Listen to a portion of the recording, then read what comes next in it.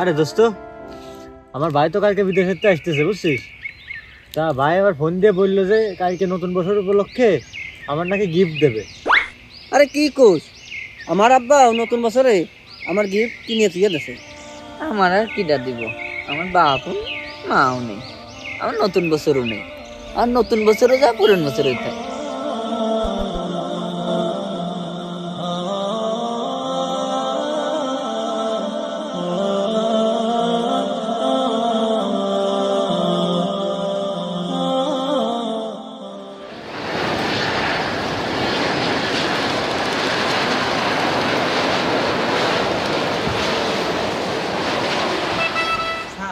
হ্যাঁ, বিদেশে কি নাইকেল আছে? নাইকেল আছে তো, ডাব পাওয়া যায়। ওটা খাই কেমবা? কে আমরা কাইটেই খাই। আমার মতন কল আছে, কল। কল বলতি ওই যে আমরা পানি খাই যে কলে। ও, আমরা কল থেকে যেটা পানি খাই। আছে আছে আছে আছে, হ্যাঁ, সব কিছুই আছে। নাইকেল আরো কি গাছ আছে। জানিস, বিদেশে সাইন তুই তো জানিস নি, বিদেশে কোনো কাঁচা নেই। এই গ্রামে তো কাঁচা, কোনো কাঁচা নেই, শুধু খালি পাকা। আর মনে হয় যে মাটি ফালি, মনে চাই যে খালি হাঁটি মাটি পাইতে, মাটি পাওয়া যায় না রে। আচ্ছা, সারিয়া জায়গায় যদি পাকা হয় তোরা ধান লাগাই কোনে? গরু ছাগল খাওয়াই কোন জায়গা? আরে শাইন, ওরা তো চাষ করে না, আমাদের মতো চাষ করে না। আমরা তো বাংলাদেশে দেখতেছি না, খালি শুধু মাঠে কাজ করে, কিভাবে নোংরা হয়ে থাকে ওই রকম না। সব সময় মনে করো ধুলাই কাপড় পরিয়ে, একটু ধুলা লাগে না, এই রকম। স্যার, আমি যদি বিদেশ যাই তাহলে মনে যে কি করব? আরে পাগল, তুই বিদেশ যাবি কে? তুই বিদেশ গেলে পরে আমার বাড়ি ঘর দর কে দেখবে? চল বাড়ি চল। খালি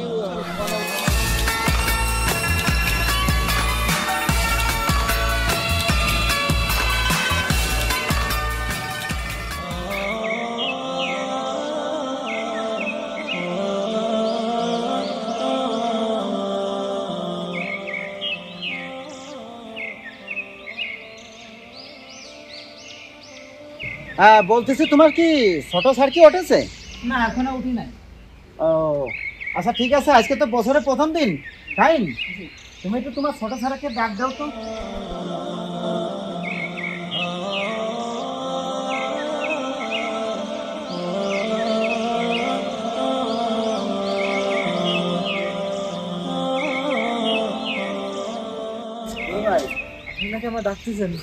হ্যাঁ, আমি তো তোমার ডাকতেছিলাম, তুমি এখনো ওঠো নাই। আজকে তো বছরের প্রথম দিন, তুমি জানো না? আর আমি তোমার জন্য একটা গিফট আনিছি, তুমি জানো না? হ্যাঁ ছোট ভাই, তুমি কোনটা নিবা এখন? প্রাইভেট কার নিবা না মোটর সাইকেল নিবা? দুটা আমার হাতে চাবি। আমার তো দুটো বন্ধু, মোটর সাইকেল যদি নেই তাহলে তো ভালোভাবে ঘুরতে পারবেন না, আর কার নিলে ভালো করে ঘুরতে পারবেন। তাহলে কার ভাই, আমি কারটাই নিয়ে। আচ্ছা ঠিক আছে, কোনো সমস্যা নেই, কারণ এসব করেছি তো আমি তোমার জন্য, কারণ তোমার সুখই আমার সুখ, বোঝো নেই? আমাদের তো বাপ মা বাইসে নেই, আমি তো তোমার জন্যই সবকিছু করেছি। আচ্ছা ঠিক আছে, তাহলে আজকে তো নতুন বছরের দিন, তাহলে আজকে কিন্তু তুমি সুন্দর সুন্দর রেস্টুরেন্টে যে খাবা, ঠিক আছে? আর টাকা তো আছে।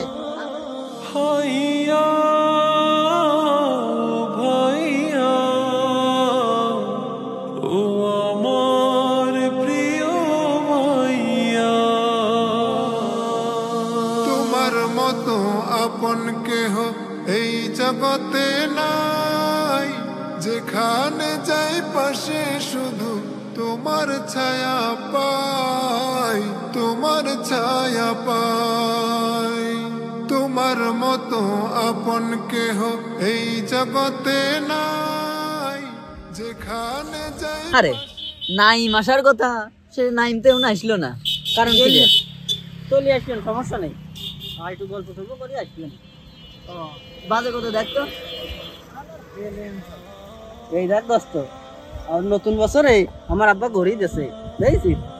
তুই এই করিস রে, চলে আসবি না।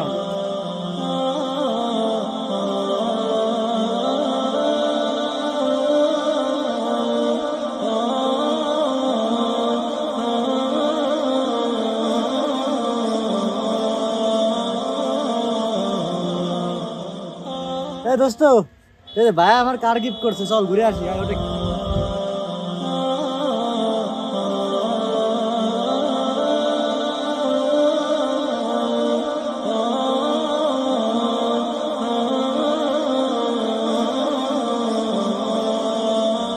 কেমন লাগতেছে দোস্ত? দোস্ত একে খুশি? একে লাগতেছে। আজকে নতুন গাড়ি না? হ্যাঁ হ্যাঁ আরে আল্লাহ, আজকে করবো খালি গাড়িতে, বুঝছো? ঠিক আছে। আর কোনো কথা হবে না, ঠিক আছে? একে।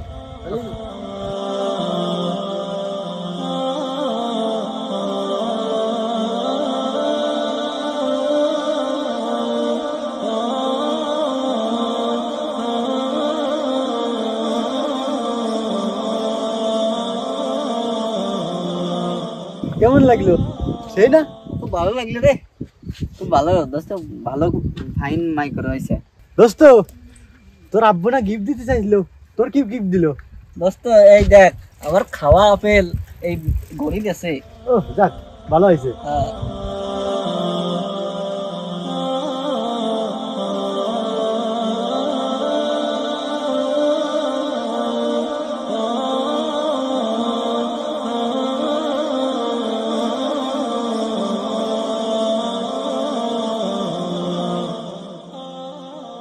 আরে নাইম, ভাই এটা কি করতেছিস? আমি যে বন্ধু বান্ধব নিয়ে একটু ঘুরতে আসছি।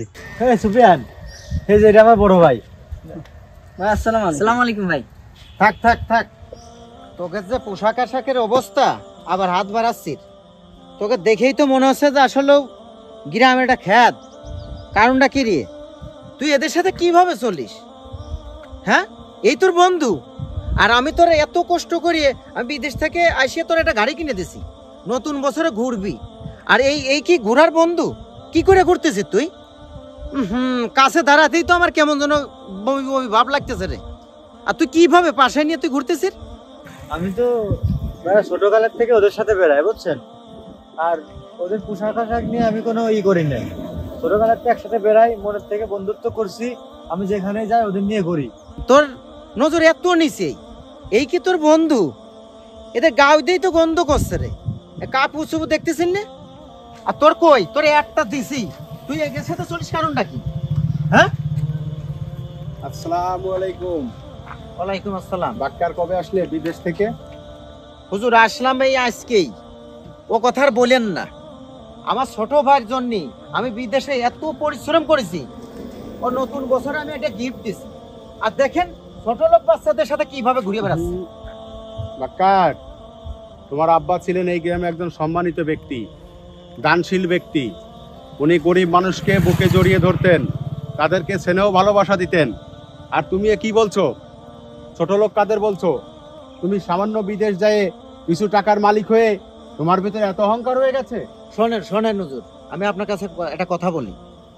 আপনি আমার বাবা কি করেছে ওটা আমি শুনতে চাচ্ছি না। এখন আমি পরিশ্রম করে আমার অনেক টাকা পয়সা হয়েছে, আমি এই ছোট রেবেলদের সাথে আমার ছোট ভাই চালাতে চলতে দিতে পারতেছি না।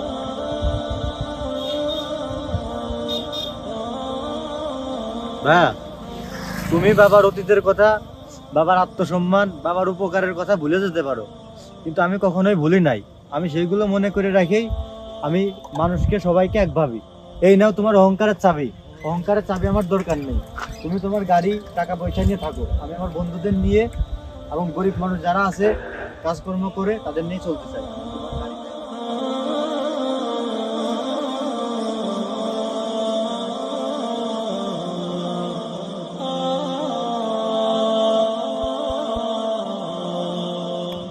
ওরাও তো একদিন তোমার মতো ইনকাম করতে পারে।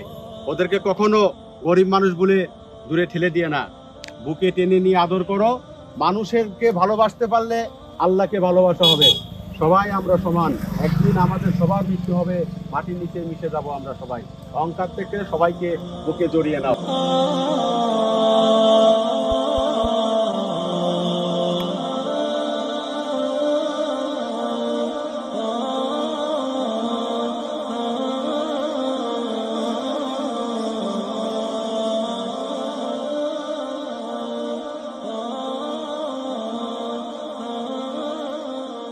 হুজুর, আমি অর্থের কারণে আসলে আমি অন্ধ হয়ে গেছিলাম। আসলেও গ্রামের যে পরিবেশটা আমি বুঝতে পারি নাই। এই জন্য বলতেছি হুজুর, আপনি আমার ভাই ভাইতে মিল করে দিয়েছেন, আমি খুব খুশি হয়েছি। আমার অহংকার আজকে থেকে থাকবে না হুজুর। আপনার কথা মতো